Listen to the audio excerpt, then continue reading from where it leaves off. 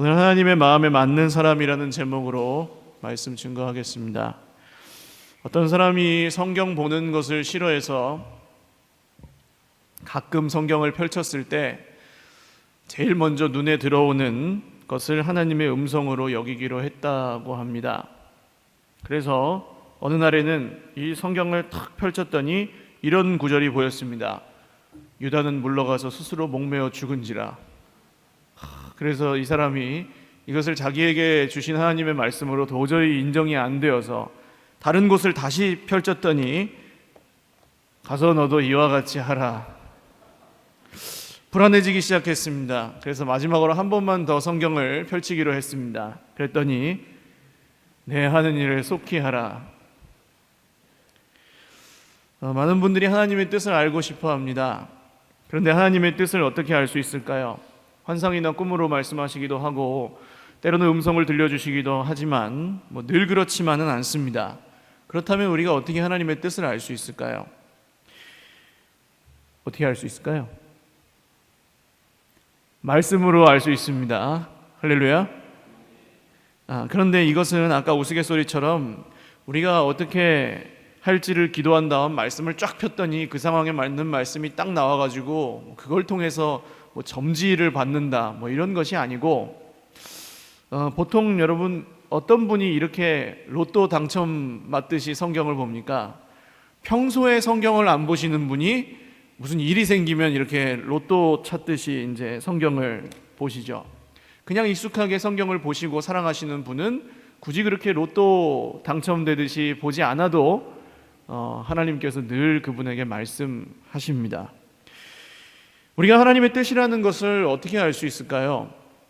방법이라고 하면 말이 좀 이상하긴 한데 하나님의 뜻을 분별하기 위한 두 가지 정도 길이 있는 것 같습니다. 하나는 최대한 하나님의 뜻을 구하고 찾은 다음에 그 일이 이루어진 다음 그 결과가 어떻든 감사와 평안이 나오면 우리는 하나님의 뜻을 구한 것이고, 그 결과가 내 마음에 들지 않았을 때 불평과 원망이 나오면 우리는 하나님의 뜻을 구했다기보다는 내 뜻을 구했을 가능성이 큽니다. 그러니까 우리가 다 일이 끝난 다음에, 구할 때는 잘 모를지라도 그 일이 이루어진 다음에 하나님이 응답하신 결과에 상관없이 우리의 반응이 감사와 찬양이라면 그것은 우리가 하나님의 뜻을 구했다는 증거일 것이고, 그래서 평안을 주시죠. 그러나 결과가 내 마음에 안 들었을 때 원망이 나오고 불평이 나온다면 우리에게 그런 믿음이 없었다는 것입니다. 그런데 많은 분들이 답답해하는 이유가 바로 여기에 있습니다. 하나님의 뜻을 구하지 않고 자기의 뜻을 구하고 하나님에게 응답을 촉구하는, 그러다 보니 하나님께 그 인도함을 받지 못하는, 사실 하나님의 관심은 다른 데 있는데 나는 내가 관심 있는 것만 하나님께 구하고 그것이 내 뜻대로 되지 않을 때 실망하고 하나님에게서 멀어진다고 하는 것이죠. 이런 실수를 피할 수 있는 길은 뭘까요? 나를 중심으로 하나님의 뜻을 구하지 말고 내 상황과 형편에 따라서 하나님을 찾지 말고 하나님 아버지의 마음을 알려고 해야 합니다. 그래서 우리는 성경을 가까이 해야 되고 기도하는 것이죠. 다시요, 나를 중심으로 하나님의 뜻을 구하는 것은 점쟁이에 가서 물어보는 거나 비슷합니다. 힘들고 어려울 때 하나님 찾는 건 세상에 믿지 않는 사람들도 아이고 아버지 할 때가 있어요. 그러나 우리가 늘 살아계시고 우리 가운데 역사하시는, 나와 함께 하시는 하나님 아버지의 그 마음이 어떤 마음이신지, 그리고 하나님의 뜻이 어떤 뜻인지 내 상황과 형편과 모습에 상관없이 그것을 먼저 집중할 때 하나님은 우리에게 당신의 뜻을 알려주시고 우리를 도우시는 분이십니다. 그래서 여러분, 상황과 문제에서 눈을 들어 문제보다 더 크신 하나님을 바라볼 때 하나님이 우리에게 주시는 축복이 있는데 그것은 하나님의 비밀을 알게 하십니다. 그래서 이런 말씀이 있죠. 같이 읽어보겠습니다. 시작. 너는 내게 부르짖으라. 내가 내게 응답하겠고 내가 알지 못하는 크고 은밀한 일을 내게 보이리라. 아멘. 우리가 단순히 내가 하는 일이 잘 되고 안 되고를 가지고 구한다면 하나님이 설사 그것을 알려주신다고 해도 그뿐입니다. 우리가 아는 범위를 넘어서지를 못해요. 그러나 우리가 하나님 아버지의 마음이 어떠한지를 구하고 하나님과의 그 친밀한 관계를 추구한다면 하나님은 우리에게 우리가 알지 못하는 크고 은밀한 일을 보여주실 것입니다. 이게 차이가 있는 거죠. 응답은 우리가 원하는 것을 받는 게 응답이 아니고 하나님이 우리 생각보다 더 크고 좋은 것을 주시는 게 하나님의 응답입니다. 이게 정확해요. 예전에는 많은 분들이 기도 응답을 yes, no, 그리고 wait, 기다려 이렇게 많이 분류하셨습니다. 저는 하나님의 응답에는 no가 없다고 생각합니다. 하나님은 그래, 정말 그래, 내가 응답한다. 그리고 기다려라, 내가 때가 되면 응답한다. 혹은 네가 생각하는 것보다 더 좋은 것 내가 너에게 줄 것이다. 이 세 가지인 것 같아요. 우리가 하나님의 뜻을 구하는 한 하나님은 노가 없으신 분입니다. 할렐루야. 하나님의 뜻대로 구하지 않는 것을 그러니까 우리는 살피고 또 지양해야 되는 것이죠. 오늘 성경에 이스라엘의 1대 왕이었던 사울은 처음에는 지난주에 말씀드린 것처럼 성령이 충만했지만 점점 변질되어 버렸습니다. 소위 말하면 하나님을 의지하지 않고 하나님을 이용하고 써먹으려고 합니다. 어떤 식으로 하냐면 전쟁터에 나갔는데 이스라엘 군대는 원래 법이 그렇습니다. 하나님께 제사를 드리고 묻기 전에는 싸움을 시작할 수가 없어요. 그래서 이 사울이 제사를 지내려고 제사장 사무엘을 기다리는데 기다려도 사무엘이 오지를 않는 겁니다. 양군이 대치하고 있는 상황에서 제사를 지내지 못하니까 싸움은 못하고 막 블레셋 사람들이 이제 공격하고 이렇게 조롱하고 하니까 이스라엘 군대의 마음이 흩어지기 시작하였습니다. 그래서 탈주병들이 생기고 점점 사기가 떨어지는 거예요. 사울이 보다 못해서 자기 스스로 그냥 하나님께 제사를 지내버립니다. 그리고 사무엘이 나중에 뒤늦게 와서 왕이시여 어찌하여 이런 일을 행했습니까? 제사장이 드리라고 한 제사를 왕이 드려버리면 어떻게 합니까? 그랬더니 사울이 이렇게 말합니다. 같이 한번 읽어보실까요? 사울이 이르되 내가 범죄하였을지라도 이제 청하옵나니 내 백성의 장로들 앞과 이스라엘 앞에서 나를 높이사 나와 함께 돌아가서 내가 당신의 하나님 여호와께 경배하게 하소서 하더라. 그런 건 상관없고 일단 내 체면이나 살려달라 이겁니다. 아예 하나님을 내 하나님이라고 하지도 않고 당신의 하나님이라고 말하죠. 그리고 하나님의 백성을 내 백성이라고 합니다. 그리고 하나님을 높여야 될 사람이 나를 높여달라고 합니다. 이것이 사울이 하나님을 이용하는 인생으로 전락해버린 증거들이죠. 그런데 하나님을 높이지 않을 때 아주 무서운 일이 있습니다. 어떤 사람이 하나님을 높이지 않으면 하나님도 그 사람을 높이지 않습니다. 정확합니다. 이것이 영권입니다. 영권. 영적인 권세는 오직 하나님만 높이는 사람에게 하나님이 영적인 권세를 주십니다. 할렐루야. 그러니까 우리는 높아지려고 애쓰지 않아도 돼요. 우리가 하나님만 높이다 보면 하나님이 우리를 높여주십니다. 걱정하실 필요가 없어요. 어쨌든 하나님의 마음에는 전혀 관심이 없고 자기 상황에 따라서 하나님을 이용하려고 했던 이 사울은 점점 타락하고 멸망의 길을 걸어갑니다. 그래서 하나님이 새로이 한 사람을 세우셨는데 그 사람의 이름이 오늘 나오는 다윗입니다. 오늘 우리가 다윗과 골리앗의 싸움 이야기를 읽었는데요. 잘 아시는 내용이니까 내용을 전체를 다 자세하게 말씀드리진 않겠습니다. 오늘 공교롭게도 오전에도 오후에도 이 전쟁 이야기를 하게 되는데 뭘 좀 초점을 맞춰서 보셔야 되냐면 하나님의 뜻을 구하는 사람, 하나님의 마음에 맞는 사람. 하나님은 다윗을 그렇게 표현하시는데 도대체 하나님의 마음에 맞는 사람이 어떤 사람인가, 이것에 초점을 두고 좀 이 말씀을 보시면 좋겠어요. 첫 번째로 하나님의 마음에 맞는 사람, 다윗이 그런 사람이었던 이유는 다윗이 하나님의 이름만을 높였기 때문입니다. 이스라엘 군대가 블레셋 군대와 전쟁을 하는데 블레셋 쪽에서는 골리앗이라는 거인 장군이 나와서 40일 동안 이스라엘 군대를 조롱하고 점점 더 방자해져서 하나님마저 모욕하는 지경에 이르렀습니다. 그 당시의 전쟁은 일기토라고 하나요? 일기토, 이렇게 두 장군이 서로 대표가 나와가지고 1대1로 싸우고 이긴 장군이 있는 편이 와 하고 쳐들어가서 장군이 져서 사기가 떨어진 군대를 이기는 뭐 이런 식으로 그 당시엔 전쟁이 벌어졌습니다. 왜냐하면 무기가 변변하지 않았어요. 이 당시는 철기 시대도 아닙니다, 여러분. 그러니까 청동기 시대 정도로 보시면 되겠어요. 청동기 시대이다 보니까 칼도 그렇게 많지 않고 거의 뭐 그냥 죽창이나 돌멩이 같은 걸 들고 싸웠다고 보시면 되겠습니다. 그러다 보니까 사람이 사람을 때려서 죽이기가 너무 어렵거든요. 그러니까 이기고 지는 게 분명하지 않기 때문에 이게 뒤엉켜서 싸우는 것보다 무기를 잘 갖추고 싸움을 잘하는 장군이 1대1로 싸워서 그걸로 전쟁의 승패를 결정하는 경우가 많았다는 거죠. 그런데 이제 삼국지의 여포나 뭐 관우, 장비 이런 장수들의 그림이나 사진은 없겠군요. 그림을 보신 분들은 아실 겁니다만 얼마나 무섭습니까? 큰 칼을 든 거인이 앞에 나와서 이렇게 딱 버티고 있으면 내가 이길 자신이 없으면 그 앞에 나가지도 못하는 거예요. 근데 이스라엘 군대에 그 골리앗을 이길 수 있는 사람이 아무도 없었습니다.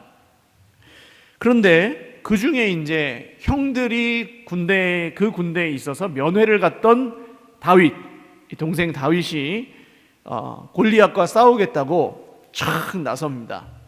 근데 여러분 지금 다윗은 소년이거든요. 소년, 많이 쳐줘봐야 한 중학생쯤 되는 그런 나이인 것 같은데 이 중학생 다윗이 역전의 용사 골리앗과 싸움이 됩니까? 안 됩니까? 대답을 안 하시면 늦게 끝납니다, 여러분. 언제나 그렇지만 골리앗과 다윗이 싸움이 됩니까? 안 됩니까? 예, 우리 일찍 끝나기를 바라시는 이게 제일 크게. 예. 그런데도 오늘 다윗이 골리앗과 싸우겠다고 하는 제일 큰 이유는 뭐예요? 골리앗이 누구를 모욕했기 때문입니까? 하나님을 모욕했기 때문입니다. 내가 이기고 지고 이거는 상관이 없어요. 하나님을 모욕했으니까 나는 싸워야 되겠다 이거예요. 우리가 여러분 싸우는 것은 하나님을 위해서 싸우고 이 영적 전쟁의 삶을 살아간다는 것은 우리가 이기고 지고를 재고 싸우시는 게 아닙니다. 우리가 싸움이 되고 안 되고를 계산하고 싸우는 게 아닙니다. 우리가 여러분 이길 만한 싸움만 한다고 해서 늘 이기느냐 하면 그렇지도 않아요. 그렇죠? 이길 것 같아갖고 싸웠는데 어떻습니까? 결과를 열어보면 질 때가 더 많아요. 그러니까 우리는 그 이기고 지고를 계산해서 싸우는 사람들이 아닙니다. 하나님을 높이기 위해서, 하나님께 영광을 돌리기 위해서 우리가 싸우면 하나님은 반드시 우리를 이기게 하십니다. 이게 진리예요. 하나님을 높이고 하나님께 영광을 돌리기 위해서 살면 하나님은 우리에게 승리를 주십니다. 왜냐하면 그것이 하나님의 마음에 맞는 것이기 때문에 그렇습니다. 하나님은 우리가 다른 것을 높이지 않고 자기 자신을 높이지 않고 하나님만을 높이기를 원하십니다. 자기를 위하여 싸우는 사람은 이길 때도 있고 질 때도 있지만 하나님을 위해서 싸우는 사람은 영원히 지지 않습니다. 두 번째로 하나님의 마음에 맞는 사람은 하나님과 늘 동행하는 사람입니다. 어려울 때만 하나님을 찾는 사람은 하나님의 마음에 맞는 사람이 아닙니다. 우리는 어려울 때나 기쁠 때나 하나님이 필요하다고 느껴질 때나 그렇지 않을 때에나 언제나 하나님과 동행해야 합니다. 그래서 예수님의 이름은 임마누엘, 하나님이 우리와 함께 계신다라는 뜻이죠. 다윗이 골리앗과 싸우겠다고 나설 때 다윗의 큰형 엘리압이라는 사람이 다윗에게 뭐라고 합니다. 28절을 읽죠. 시작. 큰형 엘리압이 다윗이 사람들에게 하는 말씀을 들은지라 그가 다윗에게 노를 바라여 이르되 내가 어찌하여 이리로 내려왔느냐 들에 있는 양들을 누구에게 맡겼느냐 나는 내 교만과 내 마음의 완악함을 아노니 내가 전쟁을 구경하러 왔도다. 아멘. 다윗은 이 말을 듣고도 약해지지 않습니다. 큰형이 지금 막 뭐라고 하는데 약해지지 않고 자기가 계속해서 싸우겠다고 합니다. 왜 그렇습니까?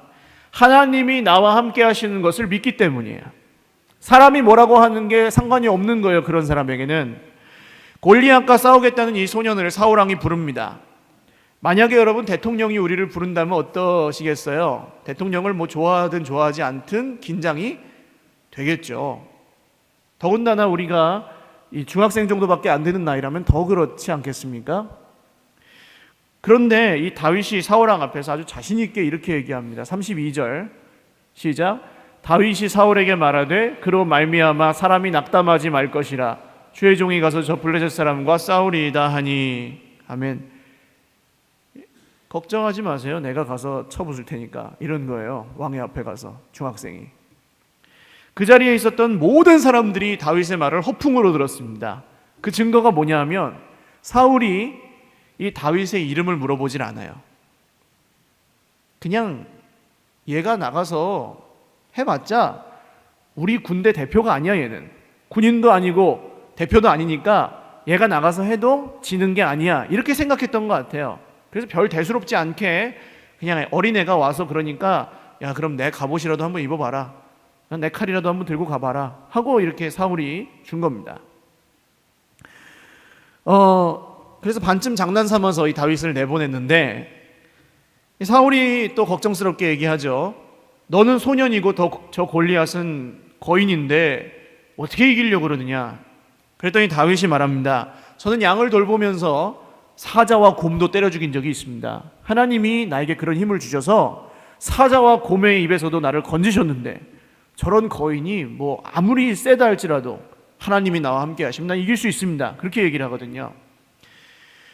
다른 이 확신이 있었기 때문에 다윗은 사람의 말에 흔들리지 않았습니다. 자기를 무시하는 형의 말도 자기를 안 된다고 하는 사울의 말에도 흔들리지 않고 자기가 싸워야 될 싸움을 싸울 수 있었어요. 여러분 우리가 싸워보지도 못하고 지는 경우가 많지 않습니까? 왜요? 귀가 얇아서. 사람의 말을 듣고 마음이 꺾이고 그러면 하면 안 되나? 그러면 그렇게 하면 안 되나? 그러면 싸우면 안 되나? 그리고 그냥 해보지도 않고 포기해버리는 것들이 너무나 많아요. 생각보다 이 사람의 말은 우리를 굉장히 억누르고 낙심하게 하는 그런 힘이 있습니다. 그러나 여러분 귀가 얇아지지 않고 우리가 가야 될 길을 갈 수 있는 길은 오직 하나입니다. 하나님이 나와 함께 하심을 믿는 것. 할렐루야. 하나님이 나와 함께 하시는 것을 믿고 하나님과 늘 동행하는 사람은 사람이 뭐라 하든지 내가 싸워야 될 싸움을 꾸준히 싸울 수 있는 것입니다. 그런 사람이 승리합니다. 여러분, 하나님이 나와 함께 계시고 하나님의 뜻을 이루고 계시다는 확신이 있을 때 우리는 우리 삶의 모든 영적 전쟁에서 승리할 수 있는 줄로 믿으시길 바라요. 그리고 사람의 말에 자꾸 상처를 받으시는 분들이 있는데 그 상처도 하나님이 나와 함께 하신다는 확신이 있을 때 상처가 아니게 됩니다. 이 다윗은요, 가는 데마다 무시당했던 어린 시절을 보내요. 집에 우리가 읽은 본문 전에 나왔던 사건인데 하나님이 사울에게 실망하셔서 새로운 사람을 세우시려고 사무엘 선지자를 베들레헴의 이새의 집으로 보냅니다. 다윗의 아버지거든요. 근데 이 이새가 선지자가 왔으니까 자기 아들들을 다 불러서 인사를 시키고 그 앞에서 이제 누가 하나님이 택한 사람인가를 봐야 되는데 다윗은 안 불러요. 막내고 양을 돌봐야 되는 사람이 한 명은 있어야 되고, 그러니까 아들 취급도 못 받는 아들이 바로 다윗이었습니다. 오늘 형이 이렇게 무시하는 걸 보면 또 알 수 있죠, 다윗을. 그러니까 다윗은 사람에게 무시당하는 사람이었어요. 그러나 사람이 아무리 나를 무시하고 사람이 아무리 나에게 말로 상처를 준다 할지라도 누가 나와 함께 계십니까? 하나님이 나와 함께 계십니다. 그것이 우리의 능력이고 그것이 우리의 위로예요. 여러분, 상처받지 마십시오. 하나님이 나와 함께 계시는 게 믿어진다면 우리는 상처받지 않아도 됩니다. 마지막으로 하나님의 마음이 합한 사람은 다른 무기를 의지하지 않는 사람입니다. 오직 하나님만 의지하는 사람이죠. 보통 부자가 천국에 가기가 어렵다고 말합니다. 똑똑한 사람도 마찬가지. 명예나 권력, 힘이 센 사람도 마찬가지입니다. 왜 그럴까요? 하나님 말고도 믿는 구석이 많은 사람은 하나님만 의지하지 않기 때문입니다. 능력이 많은 것보다 무능력한 것이 하나님 나라에서는 축복입니다. 무능력하여 아무것도 내가 할 수 있는 것이 없다고 인정하고 하나님이 주신 능력으로만 하는 사람, 그런 사람이 하나님이 쓰시는 사람입니다. 왜요? 내가 뭘 잘해가지고 그걸 가지고 드러내는 사람은요, 어쨌든 그 사람이 아무리 겸손해도 하나님께 영광 돌리지 않아요. 자기를 드러내게 되어 있습니다. 그러나 정말 나는 아무것도 할 수 없사오나 하나님이 주신 능력으로 하나님께 영광 돌립니다 라고 고백하는 사람을 하나님이 높여주십니다. 요새 지하철이나 버스나 어디에 가도 여러분, 사람들이 뭘 보고 있습니까? 예, 성경을 보시면 좋겠어요. 스마트폰으로는. 이 스마트폰이 우리 손에 거의 붙어 있다시피 합니다. 우리 몸의 일부인 것 같아요. 완전히 그냥 본드 붙여가지고 손에다 붙여놓은 것 같이 살아갑니다. 사람들. 어떤 인터넷에서 제가 본 건데, 요새 가정의 모습 그래가지고 가족들이 다 스마트폰을 가지고 이렇게 가다가 꽝 부딪혀요. 그래서 가족들이 다 넘어집니다.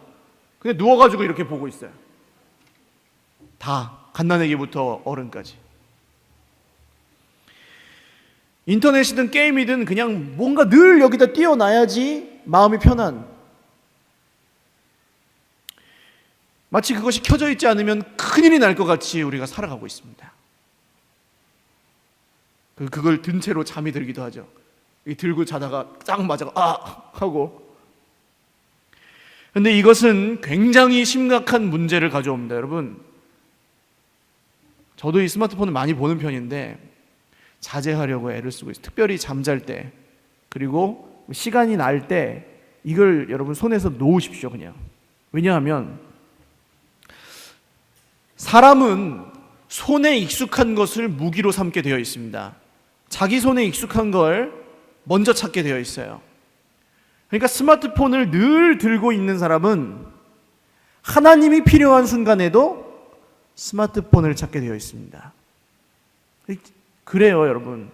그러니까 하나님께 무릎 꿇어야 될 시간에도 스마트폰 두들겨서 인터넷에 물어본다니까요.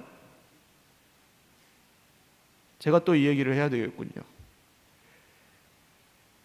그만할까요? 너무 많이 한 얘기인데. 굉장히 심각한 문제입니다, 여러분. 오늘 다윗은, 다윗이 막 그냥 이 소년이다 보니까 자기 갑옷과 칼을 주고 입고 나가라고 하는데, 입어보니까 맞아요, 안 맞아요? 안 맞아요. 그래서 그것을 그냥 버려놓고 자기 손에 익은 무기인 물맷돌을 가지고 나갑니다. 물매는 뭐냐면 돌멩이를 이 끈 끝에다가 뱅글뱅글 돌려가지고 끈을 한쪽을 딱 놓으면은 돌이 휙 날아가서 딱 맞는 그런 고대 무기입니다. 근데 사실 다윗이 믿은 것은 자기의 물매 실력이 아닙니다. 다윗은 하나님을 믿었습니다. 골리앗이 다윗을 깔보고 욕하고 있을 때 이 다윗이 골리앗에게 이렇게 말합니다. 45절에 47절, 아주 정말 사무엘상 성경에서 가장 주옥과 같은 그런 구절이죠. 같이 읽어보시죠. 시작. 다윗이 블레셋 사람에게 이르되 너는 칼과 창과 단창으로 내게 나아오거니와 나는 만군의 여호와의 이름 곧 내가 모욕하는 이스라엘 군대의 하나님의 이름으로 내게 나아가노라. 오늘 여호와께서 너를 내 손에 넘기시리니 내가 너를 쳐서 내 목을 베고 블레셋 군대의 시체를 오늘 공중의 새와 땅의 들짐승에게 주어 온 땅으로 이스라엘의 하나님이 계신 줄 알게 하겠고 또 여호와의 구원하심이 칼과 창에 있지 아니함을 이 무리에게 알게 하리라. 전쟁은 여호와께 속한 것인즉 그가 너희를 우리 손에 넘기시리라. 아멘. 우리가 하나님 말고 다른 것을 의지할 때는 이길 수 없습니다. 가끔은 이기지만 그렇게 이기면 오히려 더 저주라고 말씀드렸습니다. 왜요?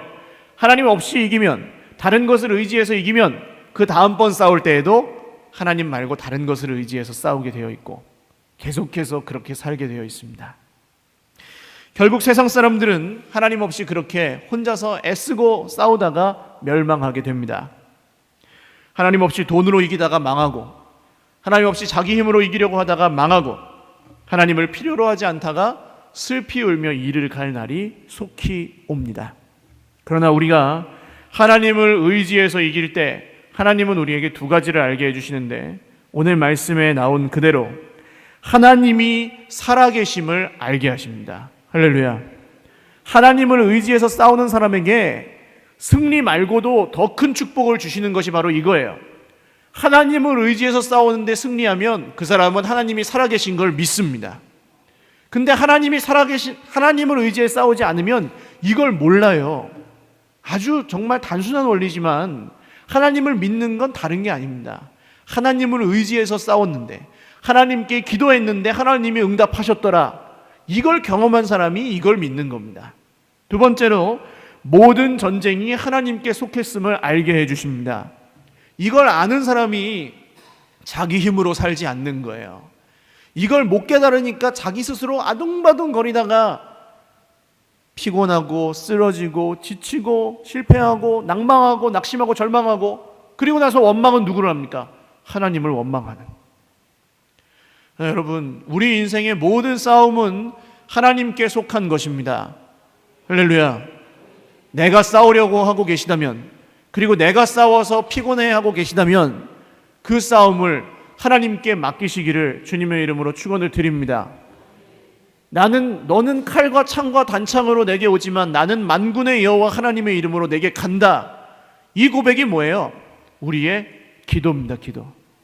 하나님, 나는 내 힘으로 싸울 수 있을지라도 내 힘으로 싸우지 않고 하나님의 이름으로 싸우겠습니다. 이게 기도예요. 하나님, 나는 내 능력으로 싸울 수 있을지라도 내 능력으로 싸우지 않고 하나님이 주신 능력으로 싸우겠습니다. 이게 기도예요. 여러분, 그러니까 우리는 기도하는 사람이 되어야 합니다. 힘들 때나 안 힘들 때나, 슬플 때나 기쁠 때나, 문제가 있을 때나 없을 때나 하나님 앞에 기도로 부르짖고 모든 전쟁이 하나님께 속하였음을 고백하며 선포하며 하나님의 이름으로 승리하는 저와 여러분 되시기를 주님의 이름으로 축원을 드립니다. 이걸 아는 사람의 마음엔 두려움이 없죠. 그리고 하나님은 그런 사람을 하나님 마음에 맞는 사람이라고 하십니다. 말씀을 맺습니다. 하나님은요, 오늘 이런 다윗을 일컬어서, 다윗이 부족한 게 없었겠습니까? 나중에 보시면 다 아시잖아요. 다윗도 흠이 많은 사람입니다. 근데 하나님이 다윗을 이렇게 평가하십니다. 사도행전 13장 22절인데요. 같이 읽겠습니다. 시작. 패하시고 다윗을 왕으로 세우시고 증언하여 이르시되 내가 이새의 아들 다윗을 만나니 내 마음에 맞는 사람이라 내 뜻을 다 이루리라 하시더니. 아멘. 처음에 우리가 하나님의 뜻을 구하는 것에 대해서 잠깐 말씀을 드렸는데, 여러분, 우리가 하나님의 뜻이 어디에 있는지를 구하는 것 중요한 일입니다만, 단순히 내 인생에 어떤 일이 어떻게 되고 이 일은 어떻게 해야 되고 이 선택은 어떻게 해야 되고 이런 걸 구하는 게 하나님의 뜻이 아닙니다. 그보다 먼저 구해야 될 것은, 하나님, 내가 하나님의 마음에 맞는 사람이 되게 하옵소서. 하나님의 마음에 맞는 사람이 되면 그 사람이 하나님의 뜻을 이루는 거예요. 그런데 하나님의 마음에 맞는 사람이 될 생각은 하지 않고 하나님을 끌어다가 내 인생의 어떤 길잡이거나 혹은 필요할 때 쓰는 도깨비 방망이처럼 쓰려고 할 때 하나님은 우리에게 응답하시지 않습니다. 그러나 하나님 마음에 맞는 사람이 될 때 그 사람은 자연스럽게 하나님의 뜻을 이루는 인생을 살게 되고, 이런 사람의 인생은 존재 자체로 하나님의 기쁨입니다. 할렐루야. 주의 마음을 시원하게 하는 종, 여름철의 얼음 냉수와 같아서 하나님 아버지의 마음을 시원하게 해드리는 그런 종. 여러분, 집에 정말 이 값진 보석이 집에 있으면 사람들은 어떻게 합니까? 그 보석을 생각만 해도 기분이 좋은 거예요. 밖에 나와 있어도. 집에 정말 사랑하는 사람이 있을 때 우리는 밖에 나와 있어도 그 사람 때문에 힘을 받습니다. 집에 가면 그 사람 만나잖아요. 같이 있지 않아도 생각만 해도 좋아요.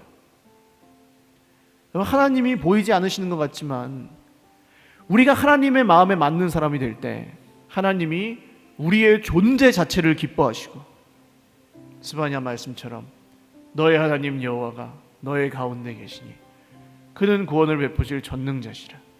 그가 너로 인하여 기쁨을 이기지 못하시며, 할렐루야, 너를 잠잠히 사랑하시며 너로 인하여 즐거이 부르며 기뻐하시리라.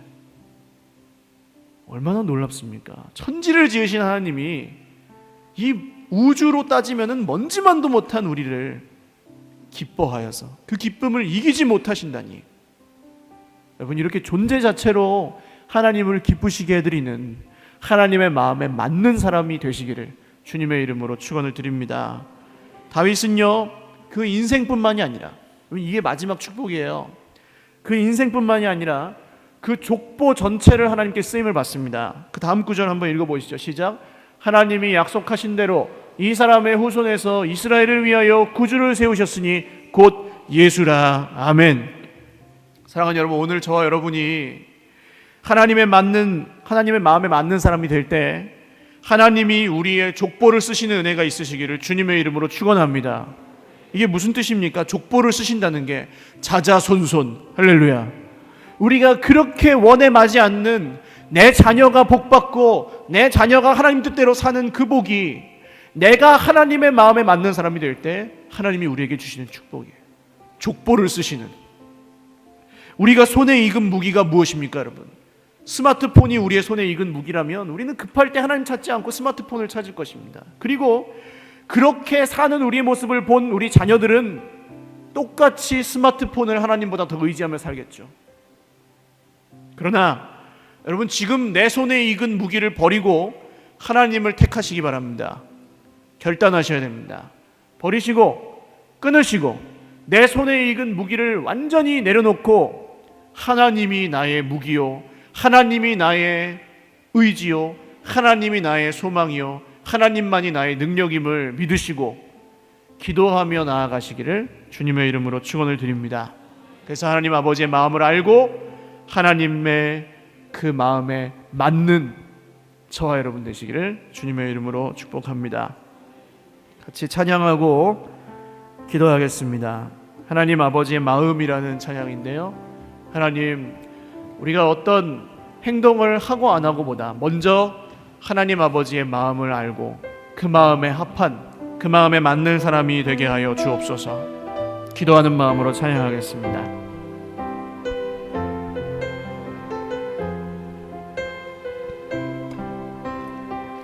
아버지, 당신의 마음이 있는 곳에 나의 마음이 있기를 원해요.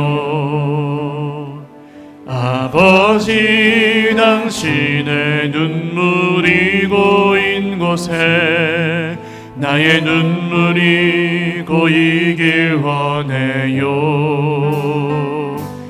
아버지, 당신이 바라보는 영혼에게 나의 두 눈이 향하길 원해요.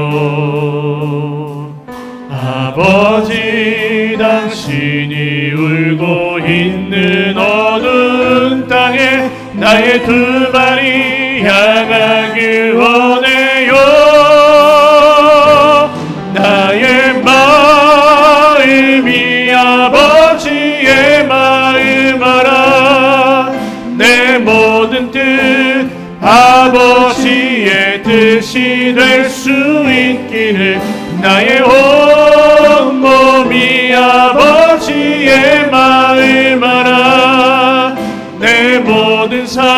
당신의 삶 되기를 기도하겠습니다. 하나님의 마음에 맞는 사람 되게 하옵소서. 하나님의 뜻을 알려고 구하기보다 먼저 하나님 아버지의 마음에 맞는 사람이 되어 그 뜻을 이루게 하신다는 하나님의 약속대로 그렇게 다 이루며 살아가는 인생 되게 하여 주옵소서. 우리의 말도 부족하고 우리의 행동도 부족하고 우리의 모습은 너무나 연약하지만 하나님 아버지의 마음에 맞는 사람 되어 하나님의 마음을 시원케 하고 하나님을 기쁘시게 드리는 인생으로 변화시켜 주옵소서. 기도하겠습니다. 하나님 아버지 감사합니다. 하나님 말고 다른 것 의지하지 않겠습니다. 오직 하나님만의 이름을 높이겠습니다. 오직 하나님의 이름만을 높일 때에 하나님이 우리를 온전히 사용하시고 들어쓰시는 놀라운 은혜가 있게 하시고 하나님 주의 음성을 듣고 그 음성에 귀를 기울이며 순종하며 다른 무기를 의지하지 아니하고 하나님 앞에 정말 우리의 존재 자체가 기쁨이 되고 하나님 앞에 우리의 모든 자자손손 족보까지도 쓰임받는 인생 되기를 원하오니 주여 은혜를 베풀어 주옵소서. 주여 긍휼히 여겨 주옵소서. 하나님이 하시는 놀라운 일들을 기대합니다. 하나님이 하실 놀라운 일들을 소망합니다.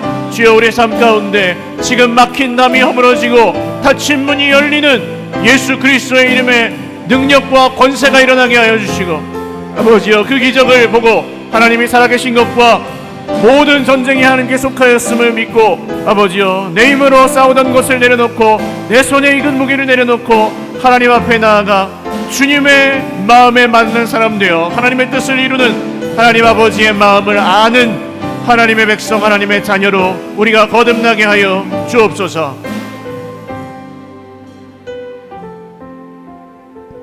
한 번만 더 기도했으면 좋겠습니다. 여러분 가슴에 손을 얹고 또 우리 육신에 고통하며 참 신음하는 질병과 또 우리 마음 가운데 있는 모든 공허함과 억눌림과 허전함과 답답함을 주님께 맡겼으면 좋겠습니다. 하나님 이 거인과 같은 문제 오늘 골리앗과 같은 이 문제 내 힘으로 이길 수 없어서 한이 되고 상처가 되고 가슴에 품고 너무 힘들어하고 있는데 오늘 하나님을 높이며 하나님의 이름을 의지하며 다른 무기를 의지하지 않고 사람의 말을 듣지 않고 하나님이 나와 함께 하심을 확신하며 이 문제를 주님 앞에 맡겨드리오니 내 인생에 닫힌 문이 열리게 하시고 내 인생에 막힌 담이 허물어지게 하시고 하나님께서 놀랍게 역사하시는 것을 경험하여 하나님이 살아계신 것과 모든 전쟁이 하나님께 속하였음을 우리가 알게 하여 주옵소서. 다시 한번 기도하겠습니다. 하나님 아버지 우리 인생의 문제를 맡겨드립니다. 내가 나사렛 예수 그리스도 이름으로 명하노니 모든 질병이 나음을 입을지어다. 모든 마음의 병도 치유될지어다. 모든 영혼의 곤고함과 영적인 문제들과 하나님께 불순종하고 불신앙하는 모든 것들이 우리 삶에서 끊어지게 될지어다. 모든 악한 습관과 은밀하고 죄악된 것들이 주님 앞에서 완전히 도말되고 끊어지게 될지어다.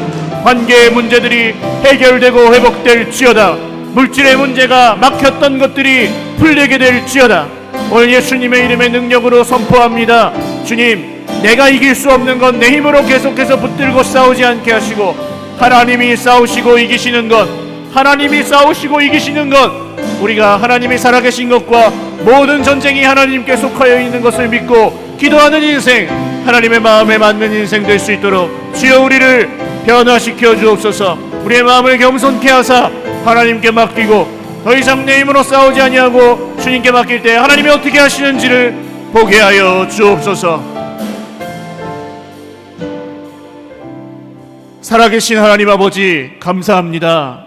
오늘 하나님이 살아계시고 지금도 우리를 지켜보고 계시며 우리가 가는 곳마다 함께 하시고 우리의 마음 가운데 함께 계심을 믿습니다. 주여 우리 인생에 우리의 힘으로 어찌할 수 없는 문제들을 주님께 맡겼습니다. 내 힘으로 해결할 수 있는 것은 아무것도 없습니다. 주님 작은 것도 큰 것도 다 주님께 맡기고 다 주님께 다 맡겼사오니 주여 우리의 인생에 닫힌 문이 열리게 하여 주옵소서. 우리의 인생에 막힌 담이 허물어지게 하옵소서. 질병의 문제, 물질의 문제, 가정의 문제, 관계의 문제, 자녀의 문제, 그 어떤 문제를 할지라도 내 힘으로 싸우려고 끙끙거리지 아니하고 하나님이 내 앞서 싸우시는 것을 경험하게 하여 주옵소서. 기도했습니다. 하나님, 주님께서 하시는 일을 이제 보겠사오니 주여, 칼과 창과 단창으로 내게 나오는 거인을 두려워하지 않고 만군의 여호와 하나님의 이름으로 나아가는 주의 백성들 머리머리 위에 이 담대함과 하나님의 마음에 맞는 사람에게 주시는 하나님의 뜻을 아는 그 비밀을 알려주시고 그 뜻을 이루며 살아가는 하나님께 영광 돌리는 인생으로 우리를 날마다 회복시키시고 변화시켜 주시옵소서. 모든 것 감사하옵고 이루실 주님을 찬양하오며 예수님의 이름으로 축복하며 기도 올리옵나이다. 아멘.